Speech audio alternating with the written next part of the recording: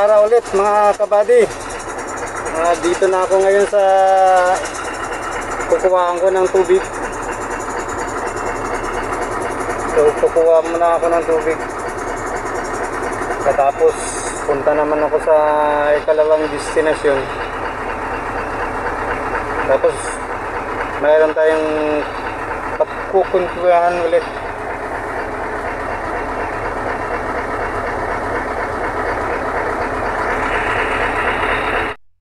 Dito naman tayo magkuha ng tubig.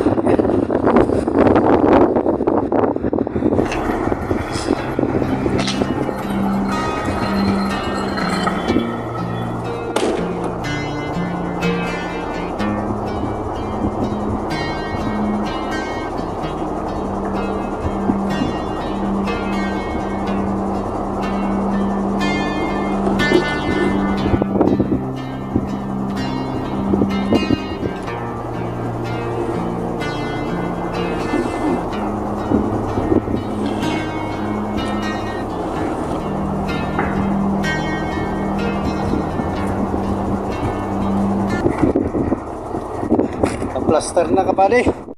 Okay kabady, dito na tayo sa ikalawang destination. Dito ako ngayon sa planta.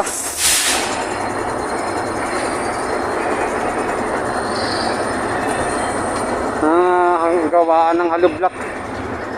Kukuha ako ng tubig dito ngayon. So, ito na yung tubig na kukuhaan ko ngayon.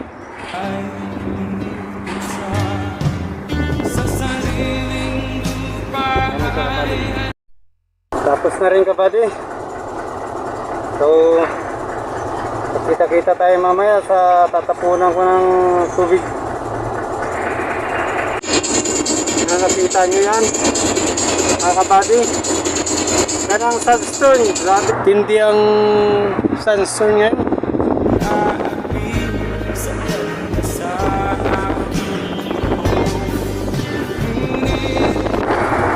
Salamat, natapos na rin yung trabaho kabady.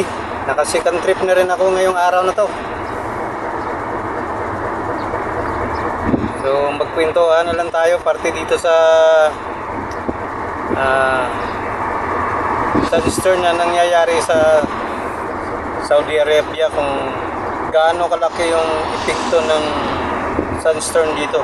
Kabady, natapos na yung trabaho ko. Pag-usapan natin ngayon yung sabi kong kwento na parte sa sandstorm dito sa Saudi Arabia.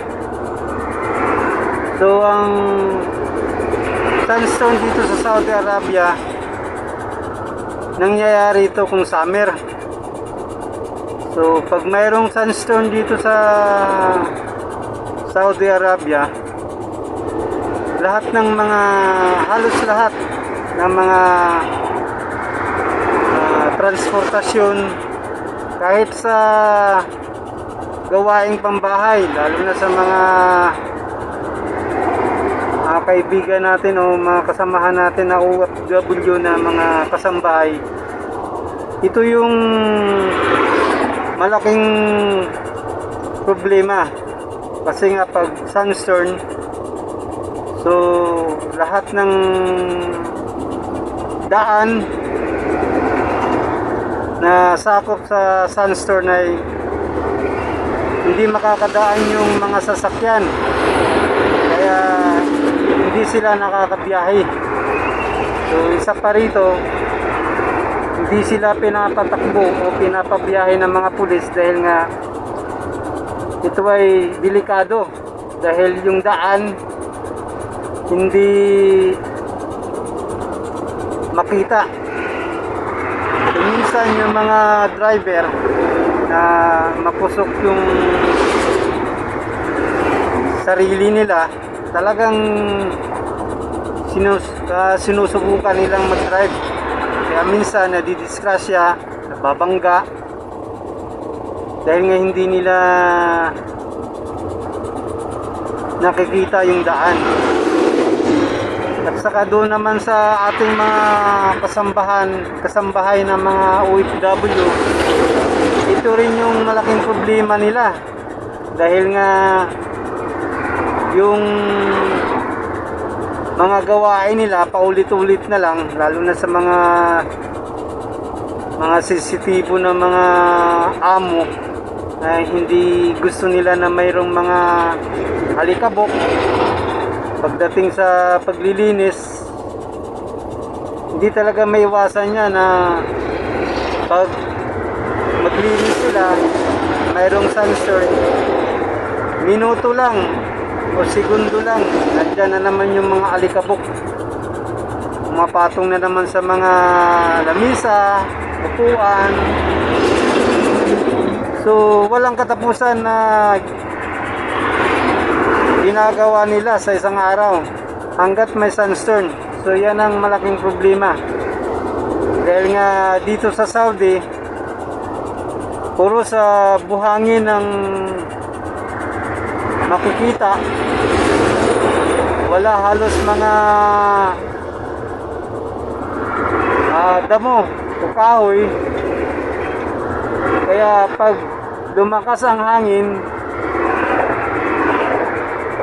so yun na siya, yung hangin dinadala niya yung mga pinong buhangin, at yun ang dahilan na ikot o magiging parang ipo-ipo yung hangin na may dalang buhangin. So yun ang malaking problema, dahil halos lahat ng kabuuan ng Saudi, hanggat may mga buhangin, yan talaga ang lilipa rin ng hangin. Pupunta ito sa mga lugar na kahit na naka-aircon pa o sirado yung bahay, dahil nga hangin lumulusot, kahit na anong liit ng butas lumulusot siya. So hindi talaga naiwasan na pagkatapos na maglinis yung mga kasambahay, nandyan na naman yung dumi. So yan ang pinakamalaking problema dito sa Saudi.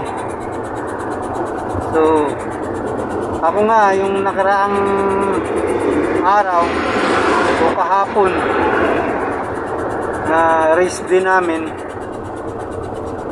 halos walang naglaba, dahil nga hindi ka pwede maglaba, dahil kung isasampay mo yung damit mo, so ang mangyayari, puros buhangin yung damit mo,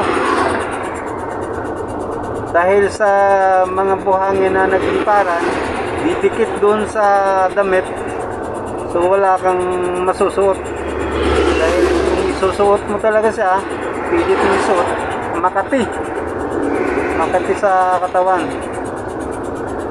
So yun ang isa, yan ang pinakamalaking problema sa Saudi pagka may sandstorm. So yung sandstorm dito, balik-balik siya basta during summer. So itong sandstorm na nangyayari dito sa Saudi, bali 4 na araw ito na sandstorm. So pag lumaki ang sandstorm, so maraming area na maapektuhan. So lahat ng mga tao sa araw-araw nilang gawain, naapektuhan talaga. So yan ang may kwento ko sa inyo, mga kabady. Sa summer dito sa Saudi, marami o araw-araw, halos araw-araw may sandstorm.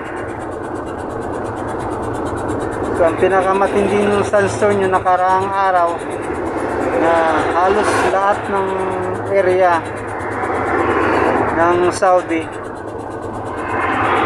ay sinakop ng sandstorm. Kaya nag-warning ang gobyerno, mayroon silang babala na walang magbibiyahe during na may sandstorm.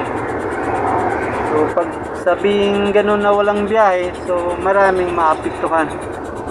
So yung mga nag-overtime para lang magkapera, para lumaki yung sahod nila sa buwan-buwan nilang sahod, nababawasan dahil nga hindi nila magawa dahil apektado sila sa nangyari na sandstorm.